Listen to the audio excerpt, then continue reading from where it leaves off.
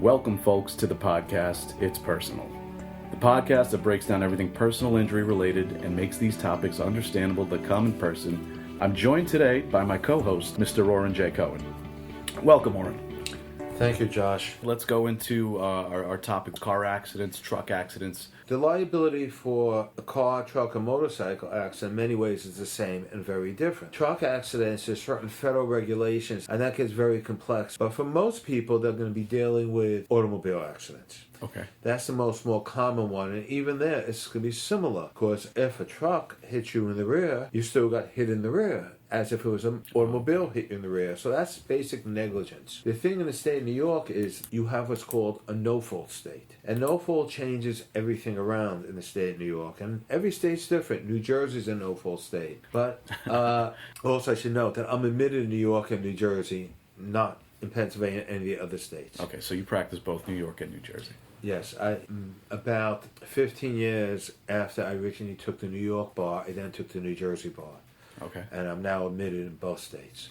Okay. But New York will deal with this as a New York topic. New York has no fault, which means when you buy an insurance policy, it has on your policy what's called personal injury protection. That in essence is no fault. And that provides you certain protections that have nothing to do with fault. You drive off the road by yourself, just because you dozed off or you just were careless, and you're injured, your own policy will protect you with a disability policy and a medical policy. So with somebody who drove off the road because they were dozing off and they injured themselves, would they come to a personal injury lawyer, or would they just settle that out with their... They won't even settle it out, and they probably will not come to personal injury. They may. Okay. And with the exceptions of if somebody was considered intoxicated, the insurance company would not pay. But if you have a normal situation, a one-car accident, or you're at fault in a multi-vehicle accident, you still have the right to recover what's called first-party benefits. Okay. Those are benefits that you are the first party in your insurance policy, because you're the intended beneficiary. So those benefits are to you if you qualify, no matter what caused them. That's the most common one that people know: collision. Yeah. You knock your car in your garage. It costs $50 to fix. You go to the insurance company, they fix it. Right. Why would they fix a car when you cause the damage? Because you paid for it. Right. You have first-party benefits. You have collision coverage. Right. You have theft. You have fire. You have glass. All these things are covered within the limitations of the actual policy as set forth. Very few people read the policy, get the policy, they pay for the policy. And very few people that I've met in my life actually know what is in the actual insurance policy. The exclusions, the exceptions. No fault will pay your lost earnings under standard no fault 80% of your salary to $2,000 a month. Okay? And they'll pay you medical bills pursuant to the schedule. Now, getting back, the 80% of your salary to $2,000 a month is without an additional paper OBL. Those are different things in which you pay more money to get additional coverage under the no fault policy. Okay.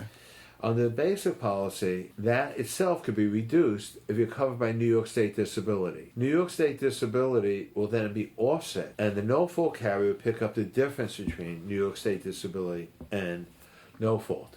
Now, the first week, there is no disability coverage because it doesn't cover you for the first week. So at that point, you get 100% no-fault of the 80% to $2,000. That's all tax-free. Okay.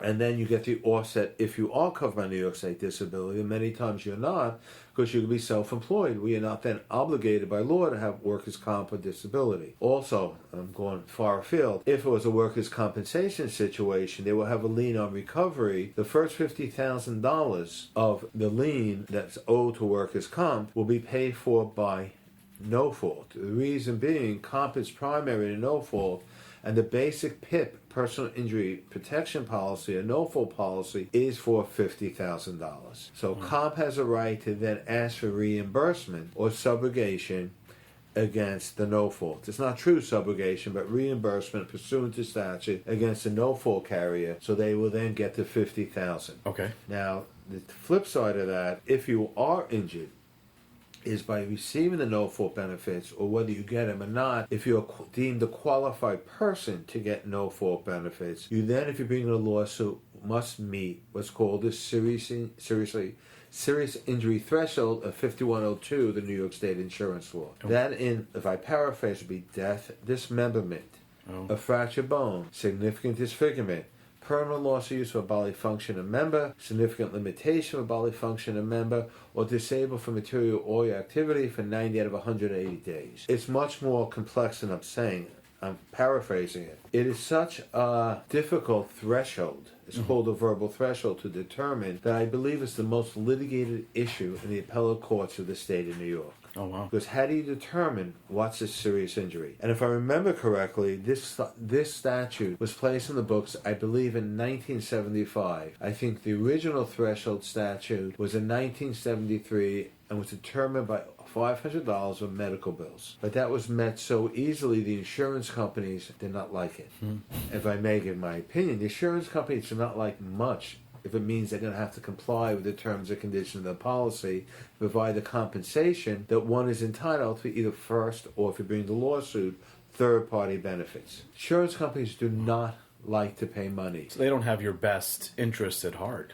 I can't say that for every time, everyone, but in my general experience, insurance companies care less about the victim than the bottom line. Like I say, in my opinion, the insurance company is not your friend. They're not there to give you money. They make a living by having you take the risk by buying insurance and having that risk either not coming to fruition or minimally. When they don't have to pay out, that year's premium is theirs for profit. They do have to, at times, have certain reserves put away in protecting the potential of exposure. And in deference to them, which is very rare, liability is said to have a long tail. What that means is if you get in an accident in 2019, you have until 2022 to bring the lawsuit with a 3-year statute of limitation, and it may take how many years to resolve. So the payout for that insurance company for an incident that happened this year may not happen for 3, 4, 5, 6 years, sometimes more down the line.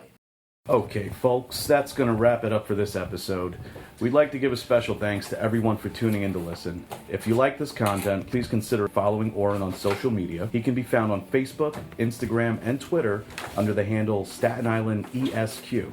If you or anyone you know has questions or inquiries about anything personal injury related, you can email Orin directly at orin@orincohenlaw.com or call into his offices at 800-560-8TTY. And he's also online 24/7 at www.orincohenlaw.com.